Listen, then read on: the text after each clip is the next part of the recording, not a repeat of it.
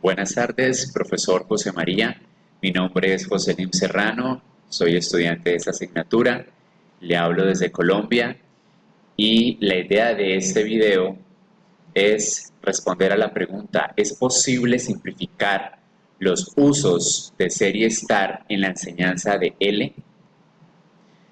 Entonces, como es bien sabido, en la enseñanza tradicional se habla de los dos verbos a manera de contraste, ¿sí? Como oponiéndose. El verbo ser, se nos dice, es usado para la intemporalidad, en la atribución, en el adjetivo que se le atribuye al sujeto de la oración, y el verbo estar indicando la temporalidad. Sin embargo, nos encontramos con oraciones como Bogotá está en el centro del país, las llaves están siempre en el cajón, que no siguen pues esas reglas que nos marca la enseñanza tradicional de estos verbos. De manera que después de hacer las lecturas, que fueron muy interesantes, llegué a determinar 4 pautas que personalmente ah, utilizaría para la enseñanza de estos verbos en el aula de L. La primera es respetar el orden de adquisición natural de las estructuras, según la hipótesis del orden natural de Krashen, su teoría que fue desarrollada junto con otras teorías de aprendizaje de lenguas en 1983, donde él afirma que un aprendiente de una lengua aprende los elementos lingüísticos en un orden determinado. Entonces, eso quiere decir que el aprendizaje debe ser gradual, que se debe ir de lo más sencillo a lo más complejo, de forma paulatina. Entonces, quedaría muy claro que cuando hablamos de la identificación, como por ejemplo soy José, la nacionalidad, soy colombiano, que son frases típicas que trabajamos en nuestra aula de L en un nivel A1, van antes de eh, trabajarles la hora, ¿sí? Como por ejemplo son las 5 en punto, o la celebración de un suceso, la fiesta es en mi casa. Entonces, respetando ese orden natural del que nos habla Krashen. Inicialmente, bueno, la segunda pauta que pude desarrollar es que inicialmente se deben presentar los usos más sencillos de estos verbos, ¿sí? Tiene mucho que ver con la anterior, todas se relacionan estrechamente, y entonces acá inicialmente siempre se debe enseñar los usos más sencillos de estos verbos y no saturar a los estudiantes con una gran lista de usos y excepciones.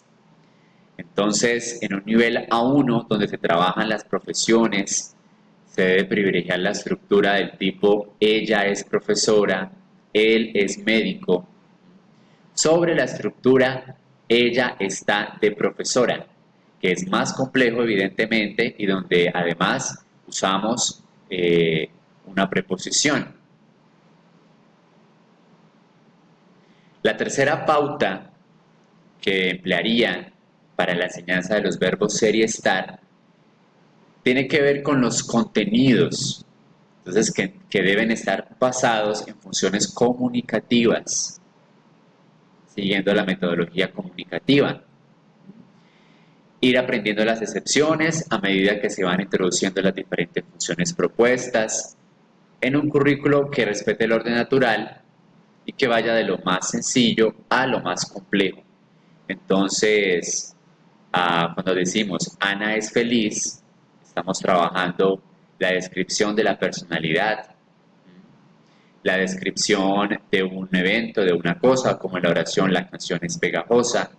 Son dos oraciones que son más sencillas, que se pueden trabajar en un nivel más básico que las oraciones Ana está feliz, donde el verbo estar lo utilizamos para describir el estado de ánimo de una persona, o la canción está pegando, donde estamos trabajando el presente continuo y estamos describiendo una acción que está tomando, está sucediendo en este momento o alrededor de este momento.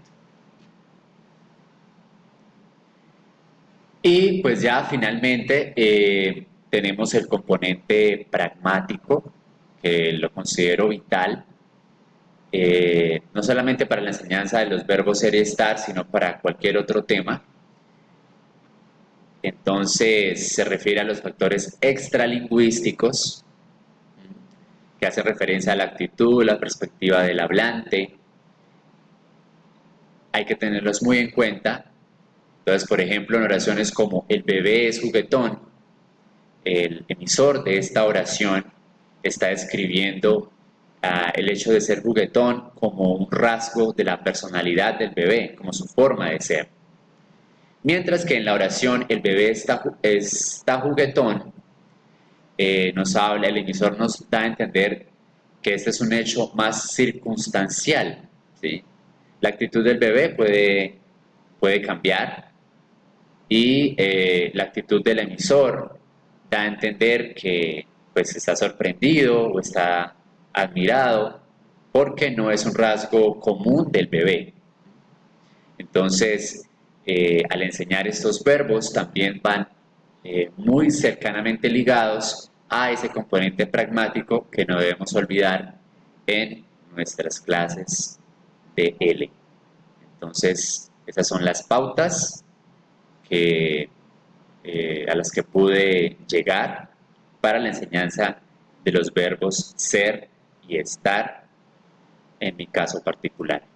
El ejercicio muy interesante, como hablante nativo del español, nunca me había detenido a analizar estos dos verbos que realmente tienen su complejidad. Además de que nunca he tenido la oportunidad de enseñar el español, nunca he tenido esta experiencia.